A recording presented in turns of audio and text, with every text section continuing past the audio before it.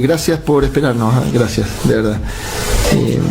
Estábamos, Cristian, analizando en el bloque pasado, ¿cierto?, el tema de la acusación constitucional, algo que marcó un poco la agenda comunicacional de lo que ocurrió en este escenario social, ¿cierto?, en función del estallido, en función del despertar de Chile.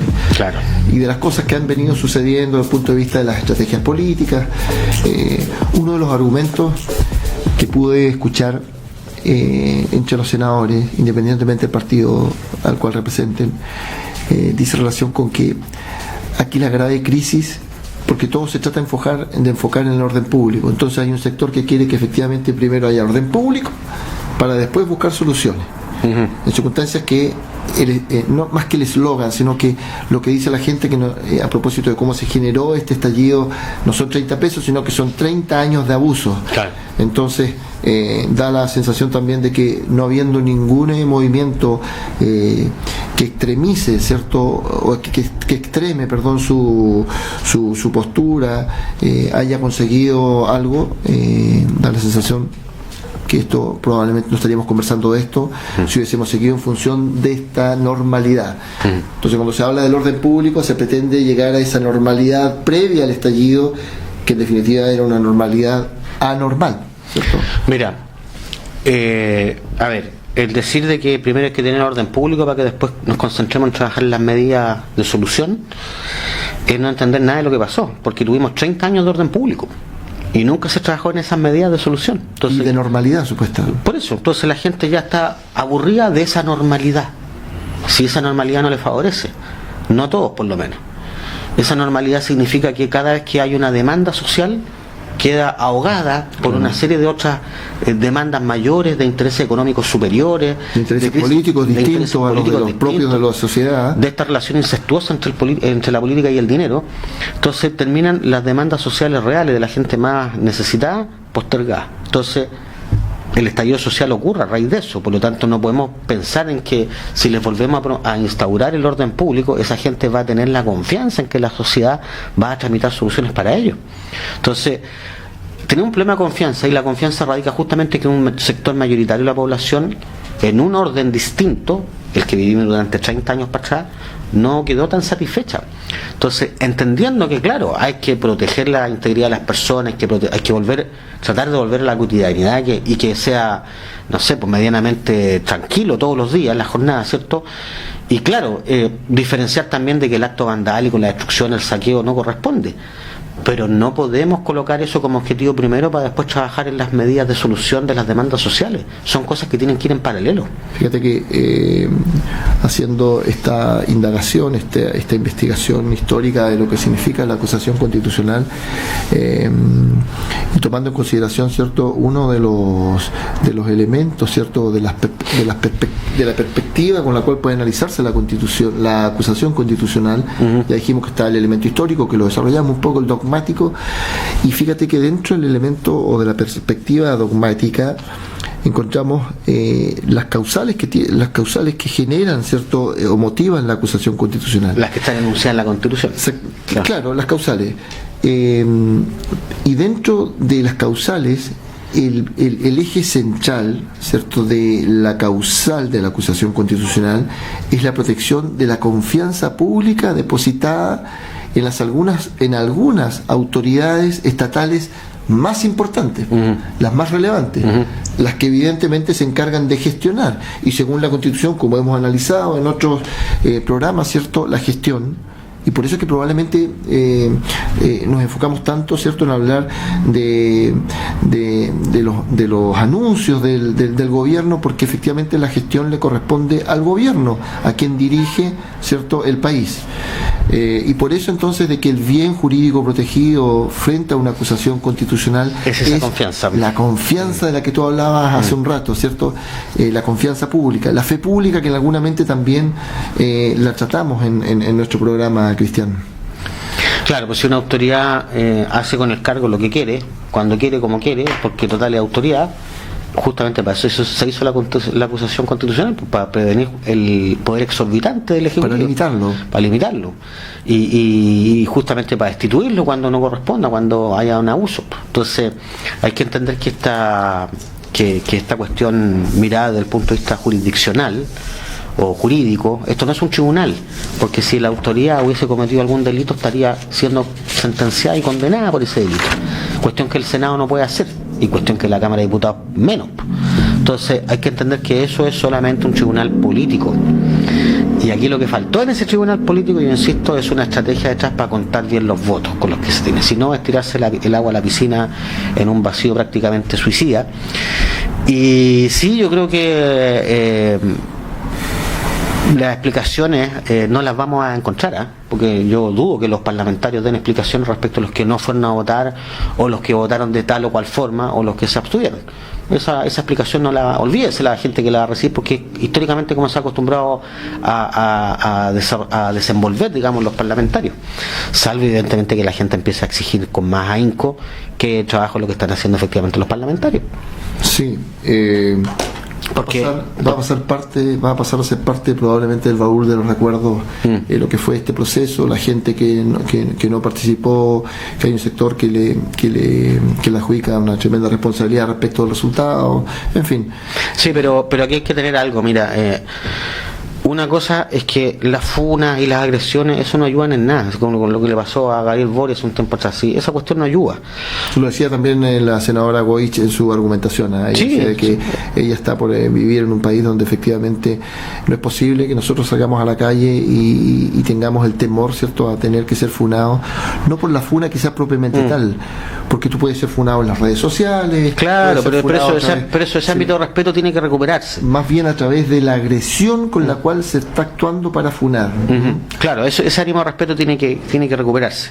Pero también es cierto que igual uno quisiera recibir la cuenta de por qué las cosas se hacen como se hacen, pues, y además, yo insisto, si el parlamentario a veces toma decisiones, no lo digo por este caso particular, sino por muchos otros, donde uno no sabe en realidad qué intereses son los que está obedeciendo, donde uno quisiera que hubiese mayor participación de la gente, y por eso que este modelo de representación está agotado, porque la gente quiere tener más incidencia en forma directa en ciertas cuestiones que son más relevantes. Y ahí, perdona, Cristian, y ahí tiene y ahí adquiere relevancia entonces el significado que tiene el cambio constitucional. Claro, pues, más que lo simbólico que signifique que sea una constitución de Pinochet, aun cuando haya sido firmada después por Ricardo Lagos, las modificaciones que ha tenido, por el presidente Lagos, las modificaciones que ha tenido. Yo creo que ahí un poco redunda lo relevante que tiene el tema del cambio constitucional. Claro, y para colmo, el tema que los parlamentarios no tienen el contrapeso de la ciudadanía de poder ser destituidos. Entonces, la ciudadanía no es un mandato revocable, claro, es irrevocable. Y es interesante entonces ahí discutir si efectivamente nosotros tenemos que regirnos a través de un régimen presidencial, si pueden o no existir, o deben o no existir, debe existir un sistema bicameral, ¿cierto?, que sea, claro, y si el gobierno sea representativo probablemente de la ciudadanía en este sistema. Claro, pero yo siempre he escuchado mucho el argumento del bicameral, unicameral, y yo creo que la cuestión no va por ahí. Para mí, honestamente, si es que el gobierno y la administración van a estar en manos de una sola persona, eso es lo que me preocupa. Para mí el ideal es que el gobierno esté en manos de una persona y la administración en manos de otra, para que haya esa disolución también, esa separación un poco más de poder. Bueno, el origen de las crisis, y en especial cuando uno analiza un poco los argumentos que se ven como desde afuera nos ven a nosotros, el origen de la crisis tiene que ver precisamente con esta crisis de representatividad que se genera en el Congreso, el encapsulamiento de nuestros políticos, su relación con la clase económica, ¿cierto?, y la mala política generada, ¿cierto?, el concepto de mala política, porque el pueblo no siente los beneficios, a propósito de los monopolios, a propósito de cierto de cómo se generaron algunas campañas donde vemos que una persona es transversal a todo un eje, a todo un eje político independientemente del color que sea. Entonces, están todas al final. Están todas, ¿te fijas? Entonces, esa mala política es la que termina generando el daño irreparable, encuentro yo, en la representación política que tienen nuestros políticos, valga la redundancia, y la forma en cómo esto se ve verificado en las encuestas. Sí, ahora también hay que ver algo, que el hecho de que seamos opositores políticos no nos convierte en enemigos. O sea, hay que tener también ese cierto respeto cívico. Puede haber perfectamente una amistad cívica, pero eso no significa que uno va a ser indulgente contra cualquier cosa. Puede haber oposición, lo mismo que también van a haber alianzas por una cuestión de conveniencia muchas veces, pero va a seguir existiendo, claro, pero la gente tiene una mala percepción y un mal concepto muchas veces que quiere prácticamente un paladín de la justicia que esté por destruir y ser enemigo de medio mundo, y esa no es la forma. Una de las cosas que decíamos en el programa pasado, me parece que precisamente a propósito de esta crisis de representatividad, la mala política en el nivel del Congreso, esta figura presidencialista con amplios poderes que tiene, cierto, según como lo establece nuestra propia Constitución, va generando, cierto, de que la gente se vaya también separando un poco de esta representación que generan nuestros políticos y vaya tolerando, cierto, la figura unipersonal de esta persona que de alguna otra forma va a aparecer y nos va a resolver los problemas. El paladín. Y ahí estamos en el límite y empezamos a cruzar este delgado límite que tiene que ver con el populismo, que lo conversamos en el programa pasado. ¿Recuerdas, Cristian? Claro que sí, pues sí, este es el gran peligro de no entender lo que te estaba diciendo, y qué bueno que lo vuelves tú a insistir, porque no se trata de ser opositores políticos sin ser sinónimo en el fondo de ser enemigos. Y violentistas. Hay que tener acuerdo. Habrán cosas en las que hay que llegar a acuerdo, porque no porque el otro dé una idea y porque la dio el otro yo me voy a negar. Pues. Si es una buena idea, ¿por qué no hacerla? Ahora, hay cuestiones donde nunca vamos a llegar a acuerdo, pero podemos tener consenso para ir matizando, para colocar gradualidad en las cosas. Entonces hay que aprender a tener un mayor diálogo y a un mayor consenso, y entender de que el hecho de discrepar no significa que uno sea una persona problemática. Sí, está bien discrepar, pero una vez que se cerró una conversación, no volvamos sobre lo mismo, pues, sino eternamente seguir trancado ahí. Pues. Si ya hicimos una reforma tributaria, ¿por qué tratar de deshacerla? Ejemplo de lo que terminó pasando. Si dijimos que íbamos a hacer un cambio constitucional y no se logró hacer, ¿por qué no seguir avanzando en ello? Ejemplo de lo que está pasando. Entonces, esa tosudez de que ahora que yo tengo el poder circunstancial, vamos a ir para el lado que yo quiero y voy a tirar el carro todo lo que pueda para este lado, está provocando esta crisis. Sí, esto fue lo que le pasó a Piñera. Y esto también el gobierno de la presidenta Bachelet, hubo frases emblemáticas, la rechoscadora, no ayudan en nada, Ahora, claro, el sentido y el camino era para allá, pero hay mucha gente que no ayuda a este con sus discursos temerarios. Sí, quisiera, o me gustaría, Cristian, que pudiéramos... Que a propósito fue uno de los mismos que no fue a votar ahora, ¿no? ¿Qué? El que hizo el mensaje de la roscadora. ¿No fue el senador Quintana? Ah, correcto. Quintana sí, fue, sí. Sí, el que no fue a votar fue el senador Quinteros. Sí, Quinteros, sí, si no me equivoco, ¿no? Sí.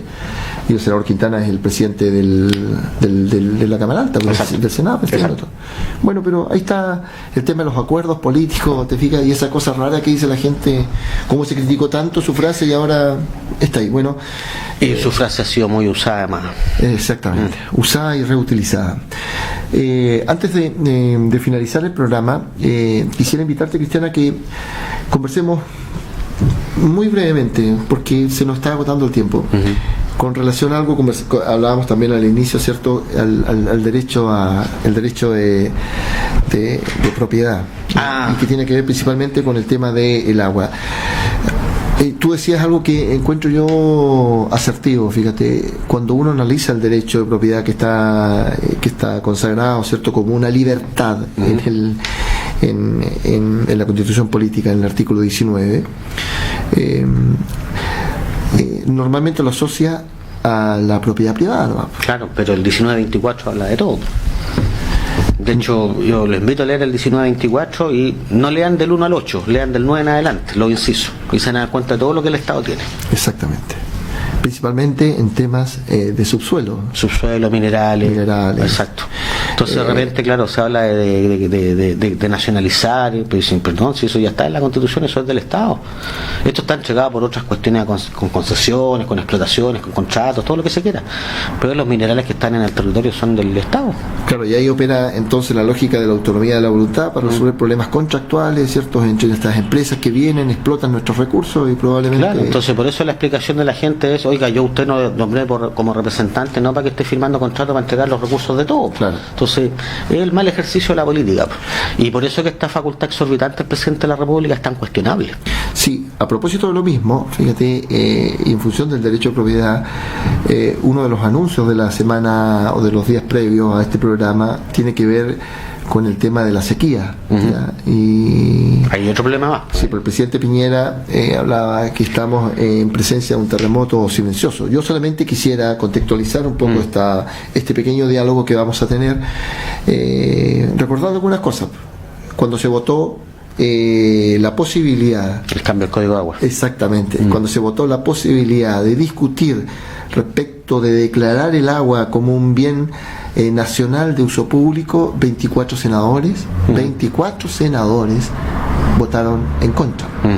Eso significa que en 2 años más recién se va a poder volver a instalar, ¿cierto?, la idea ¿Discutirlo o no? de discutirlo para ver, ¿cierto?, efectivamente, en función de esta discusión, termina en una modificación, como tú bien dices, del Código de Agua.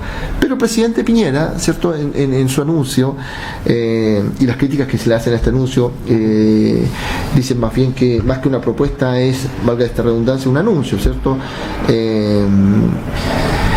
Habla de que va a generar un plan, ¿cierto? Y que se va a basar en 3 ejes. Dice: garantizar a todos la seguridad del abastecimiento del agua, asegurar la calidad del agua y mejorar el marco legal y la institucionalidad pública en materia de agua.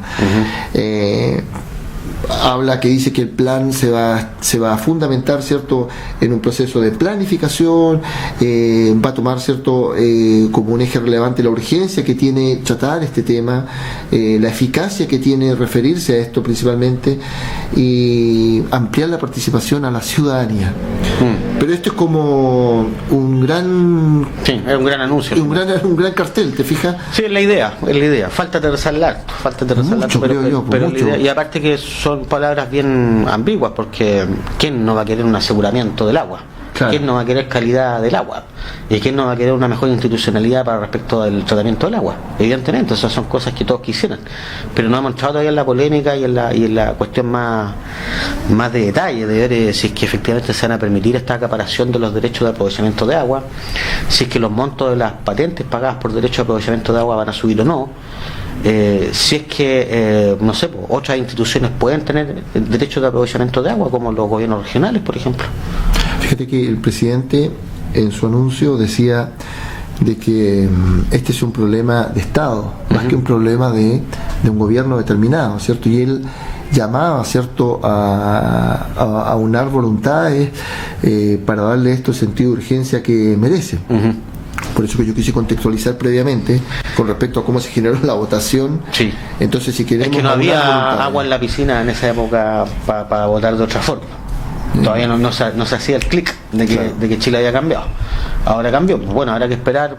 Seguramente Piñera no va a alcanzar a hacer mucho, más allá de tirar un par de planes, pero es una conversación larga y que también seguramente va a entrar dentro del tema de la constitución política, porque de repente es bueno pegarse una buena ley a la constitución política actual. Y yo insisto, hay cosas que, dependiendo a veces la doctrina, no lo que está escrito en la constitución, la doctrina, los jueces, los abogados, en general las personas, las empresas, los particulares, el mismo las radios, las conversaciones, los diálogos que se generan, un enfoque u otro enfoque, pero el derecho de propiedad no es el derecho de propiedad privada. Ahí está el derecho de propiedad en el 1924 y el Estado tiene mucha propiedad. El sagrado ídolo de la propiedad, según como lo definen algunos, el sagrado ídolo de la propiedad, que pareciera que es intocable, ¿no?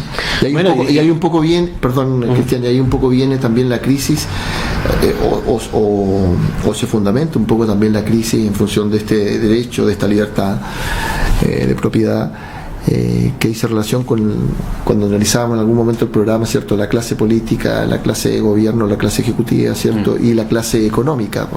Ahora mira, eso, hablar del soberbio ídolo, del sagrado ídolo de la propiedad, fíjate, es correcto, no es porque menor. De hecho, en esta discusión de las pensiones, claro, uno ya está escuchando la propaganda de la asociación de AFP que dicen que este 6% adicional no va a ser heredable.